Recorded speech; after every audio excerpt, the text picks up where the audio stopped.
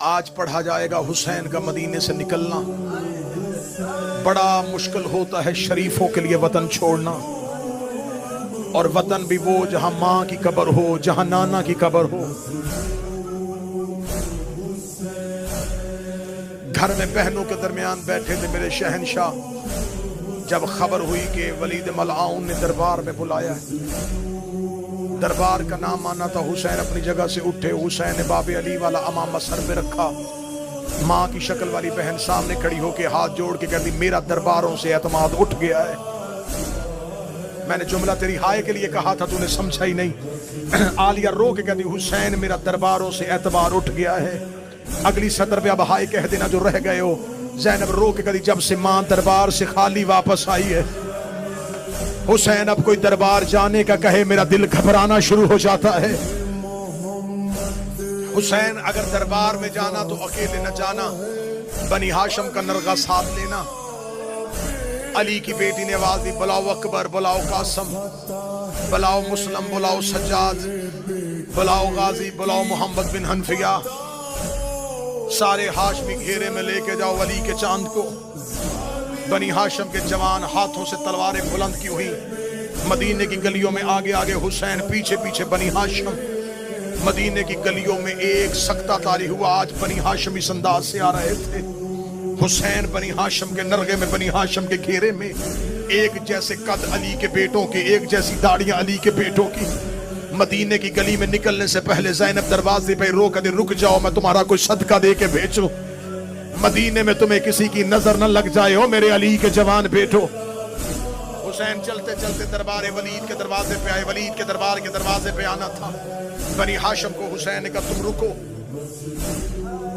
بلایا مجھ اکیلے کو ہے، مقصد اس پہ خوف طاری کرنا نہیں، مقصد اس کی بات سننا ہے۔ بنی ہاشم کو جب حسین کریم نے کہہ دیا رک جاؤ، حکم امام اطاعت واجب۔ جب حسین چلنے لگے، حسین کو اپنے قدم بوجھل محسوس ہوئے۔ حسین نے قدموں کی طرف دیکھا، عباس کا ہاتھ قدموں پہ تھا۔ رو کے آہستہ سے کہتا تجھے تیری ماں کا واسطہ مجھے ساتھ لے جا۔ حسین رو کے کہتے عباس جب میں نے اکبر کو روک دیا، جب میں نے سجاد کو روک دیا، عباس تو کو نہیں رک رہا۔ عباس کے دونوں ہاتھ قدموں پہ تھے۔ رو کے کہتا مولا جب تو سر پہ امامہ باندھ رہا تھا، علی کی بیٹی نے میرا ہاتھ پکڑا، مجھے گھر کے دروازے پہ لے جا کے کہتی عباس دربار میں میرے حسین کو اکیلا نہ جانے دینا۔ میں کیا کروں، بہن کا حکم مانوں یا بھائی کا حکم مانوں؟ حسین رو کے کہتے عالیہ جانے میں جانوں، عباس روک۔ عباس رو کے کہتا مولا اگر کچھ ہو گیا میں ماں کو جواب کیا دوں؟ حسین رو کہتے میں وعدہ کرتا ہوں اگر مجھے ان کی نیت پہ ہلکا سا بھی شک ہوا، عباس میں نعرہ تکبیر بلند کروں گا۔ دربار کا دروازہ خیبر کے دروازے سے بدلی نہیں ہے۔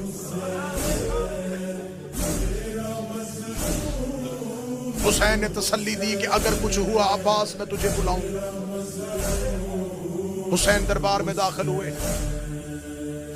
رات ڈھل چکی تھی، 300 کے لگ بھگ کتابیں کہتی ہیں کہ لوگ کرسیوں پہ بیٹھے، ملاؤن تخت پہ بیٹھا۔ احترام حسین نے اپنی جگہ سے اٹھا، حسین کو بیٹھنے کے لیے کرسی دی گئی۔ حسین نے کہا نہیں بیٹھنا نہیں چاہتا، مجھے بتاؤ رات کے اس پہر میں کیوں بلایا؟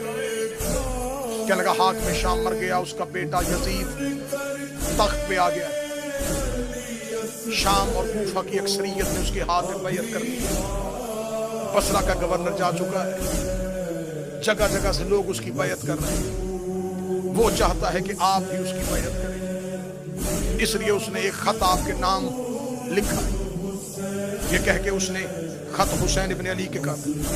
مولا حسین نے خط پکڑا، خط پکڑنے کے کہا یہ خط بھیجنے کا طریقہ نہیں، قاصد میرے دروازے پہ آتا، میں خط وصول کرتا، جواب دے دیتا، اس نے خط تجھے کیوں دیا؟ ولید نے کہا حسین خط معمولی نہیں، یہ سرکاری حکم ہے، اس لیے دربار میں بلایا ہے کہ اس نے صرف آپ کے نام خط نہیں لکھا، خط کی پچھلی طرف ایک تحریر میرے نام بھی ہے، آپ کو پیغام دیا ہے، مجھے اس نے حکم دیا۔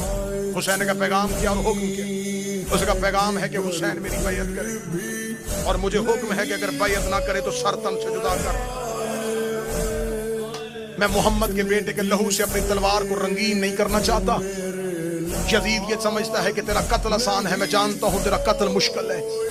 جب اس نے کہا نا کہ اس نے کہا ہے کہ حسین کا سر تن سے جدا کرنا، حسین نے آنکھوں میں ڈال لی آنکھیں. حسین دیکھیں گا تجھے خبر ہے کہ دروازے پہ کون کھڑا ہے؟